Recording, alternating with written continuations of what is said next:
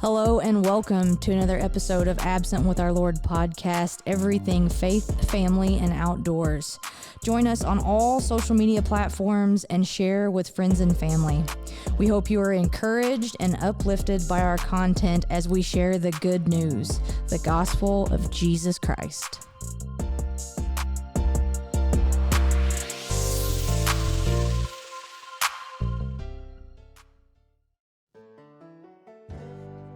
Hey Good guys. morning. Good morning.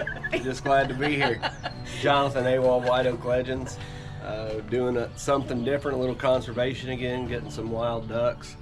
Gonna go pick them up here in a little bit, release them, try and get some out in the wild, have some hopefully, I don't know if we'll see them banded, but some banded ducks released out on behalf of PLD Outfitters. We're gonna see what that entails.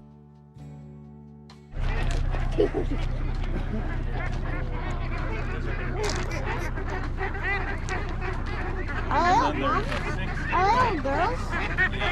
So, these stay here? Yeah, Hey, Dad, did you? I see none. Okay.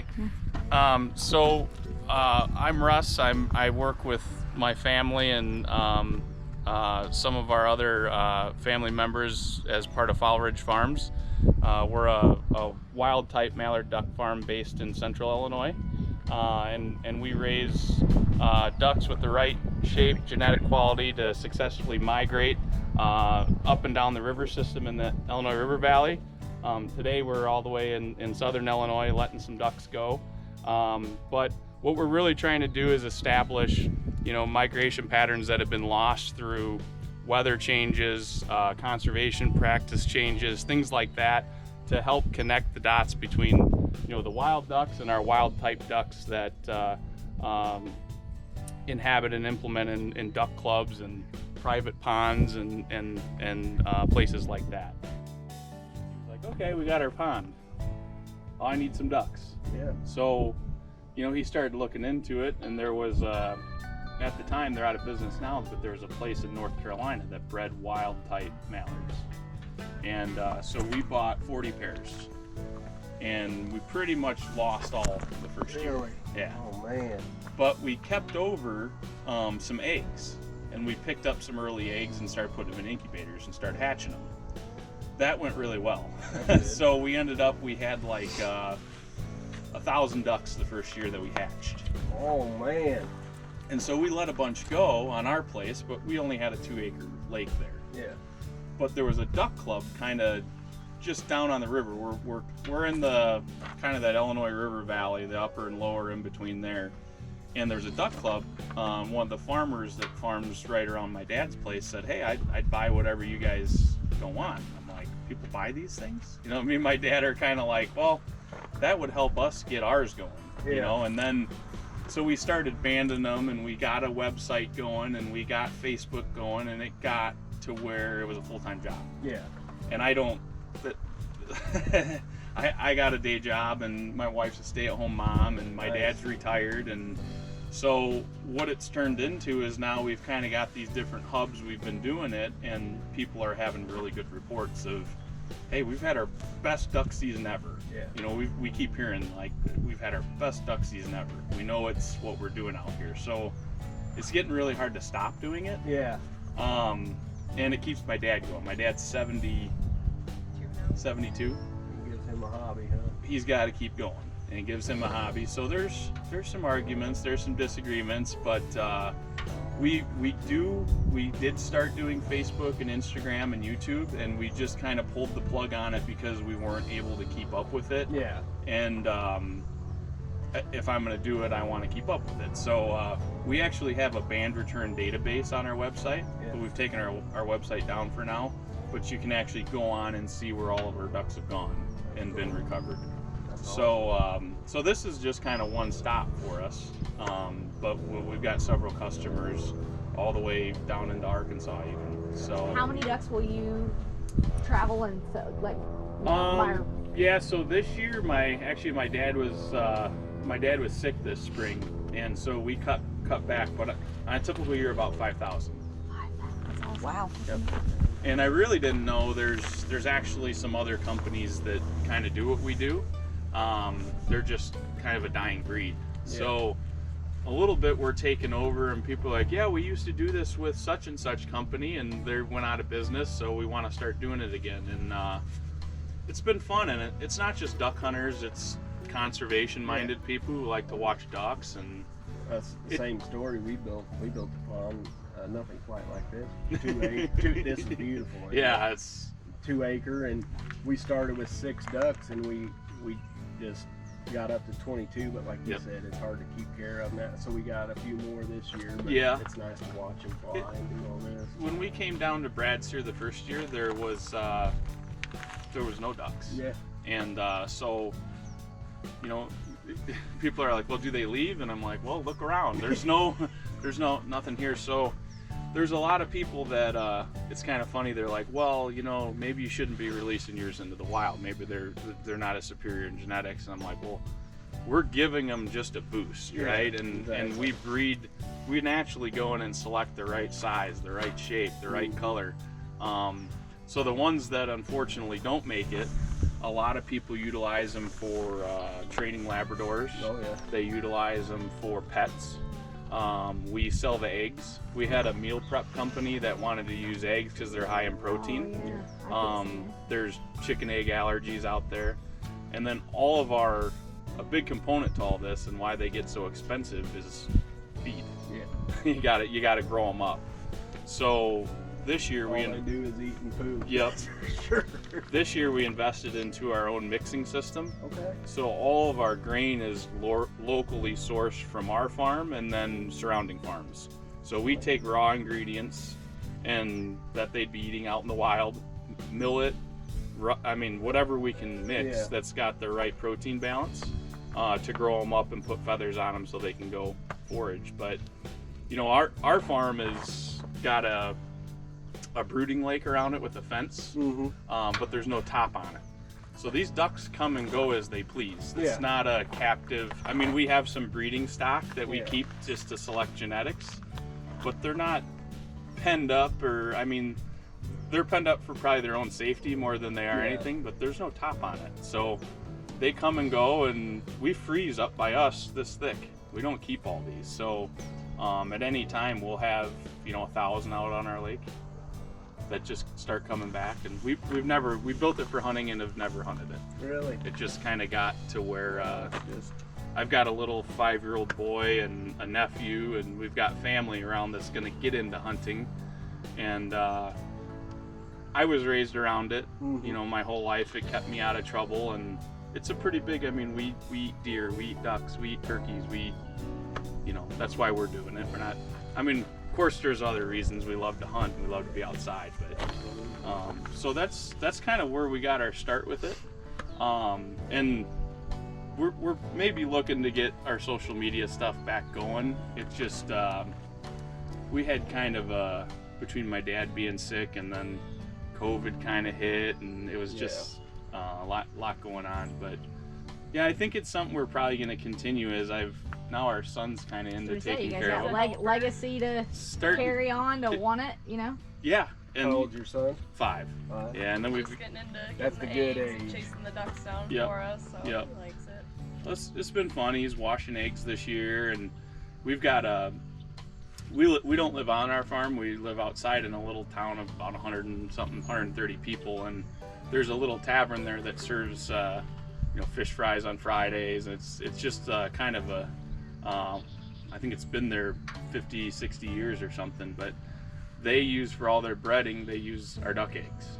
So pretty much everything gets used, because we'll go through a window of about 2 months where the eggs really aren't too fertile. Yeah. We start lighting them to get them into the mood to start laying more fertile eggs and start breeding. So we pretty much utilize everything. And if we don't do that, we can crush those eggs and use it in the feed. It's really good for them to eat the egg as well. So, how many years has it? How many years you guys been doing this? 8 years. 8? Yeah.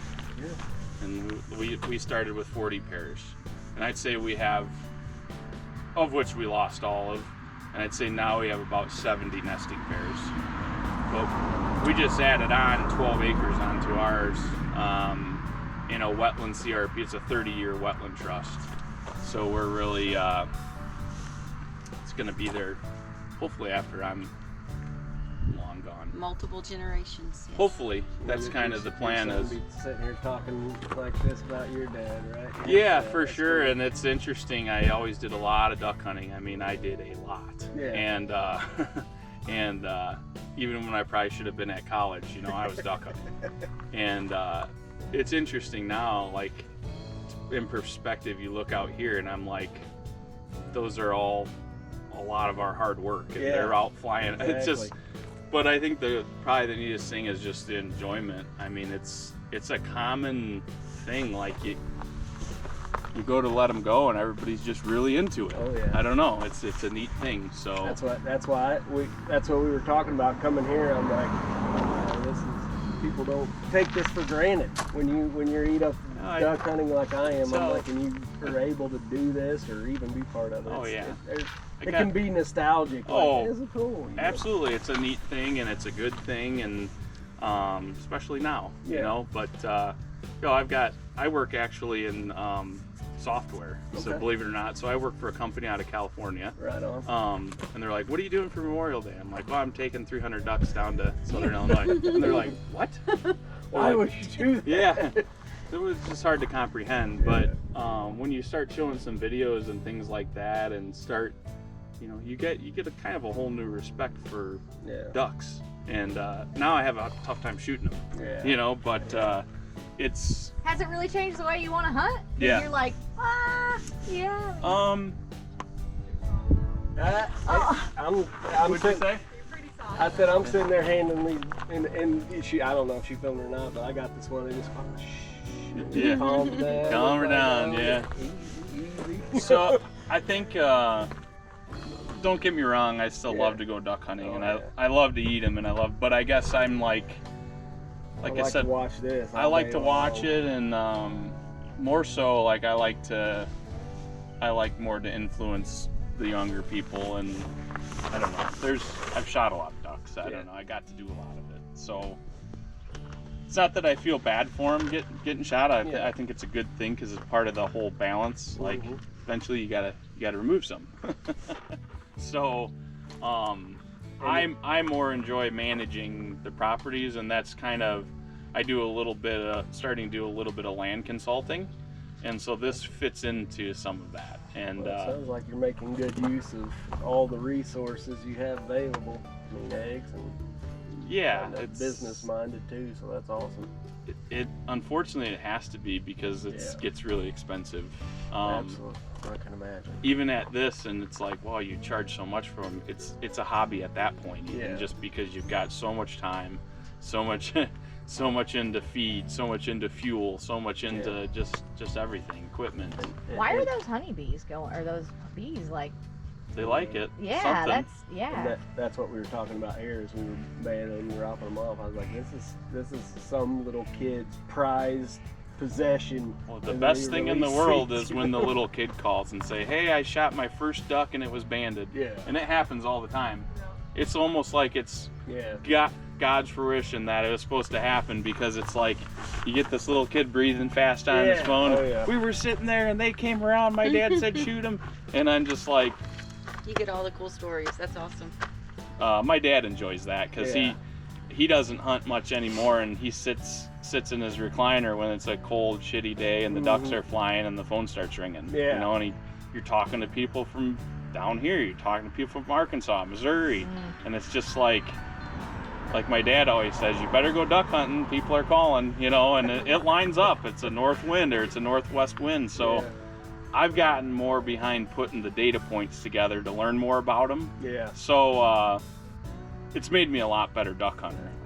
I'm more selective on how far away I'm shooting at. I mean, they've really got to get in there and make a mistake for me to. Over the 8 years, have you been able to do they take a path? Like, do these Definitely. certain they go one direction consistently? A lot of these go down towards Ballard County, Kentucky. They go over, or if they go across the river, they go down to Jonesboro and up through Mark Tree and all. Got a lot of recoveries there. Then you get random ones that just fly off in a direction and get shot. But call them flyers for a reason. For the most part, it's imprinted in them to go do something. That's really neat. And as long as you get them before they're flying, because basically when they get up in the air, it's like right now their compass is spinning. Yeah. Okay. And once they get up and they start looking around, they're looking for identifiers, they're looking for stars, they're looking for different things. And all of a sudden their compass starts to calibrate. They know north and south. And they know, well, we go north, or this was north, and we go south now, based on the length of the days. So there's a grand design to it all. It's just the timing is really crucial on it, and they got to be able to survive. Yeah. So you get 80% depredation either in Mother Nature, Man. and so you're never really going to outdo Mother Nature. Yeah. So you know you're going to lose a lot. So our success has been 8 years of everybody's like, man, I lost them all. I said, I've lost thousands. Yeah. And you feel bad, but that's what naturally happens. Yep. And believe it or not, a lot have to die to create that natural balance for them to survive. It's just the way it is. So many have to get picked off or 10 to make it. There's only so much room for them to nest in the habitat they're in. So there's a writings on the wall. A grand design, a master plan. Absolutely. So all you can try to do is get all those conditions in that place, and that's where you start seeing the success and time. That's the reason for conservation. Yeah. So for the people that are like, well, maybe you shouldn't be releasing these into the wild, I'm like, well, they're pretty wild. They're pretty darn wild. So there's always somebody. Well, the first year we got into it, they were getting hit on the road. Oh yeah. Mm-hmm. But each year that genetic strain gets stronger and stronger, and don't go to the road. Don't go to the road. Get hit there. Yeah. But they're picking worms off the road. They just didn't know, and now we haven't seen that happen in years, So, but so yeah, that's.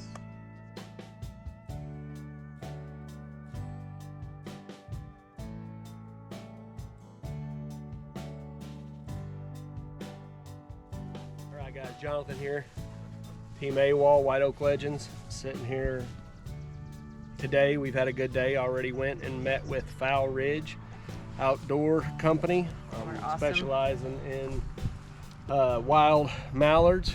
If you want, check them out. Definitely a good time, good people. Faith Family Outdoors, always number one. But it's experience. You'll get to see quite a bit of it. Banding, that was fun. Lots of good times, good people met. So check them out if you get a chance. We are definitely going to get up there to see them, Ottawa, Illinois. An experience like no other, conservation at its finest. Seem like godly people, good time. So Very neat experience. neat experience.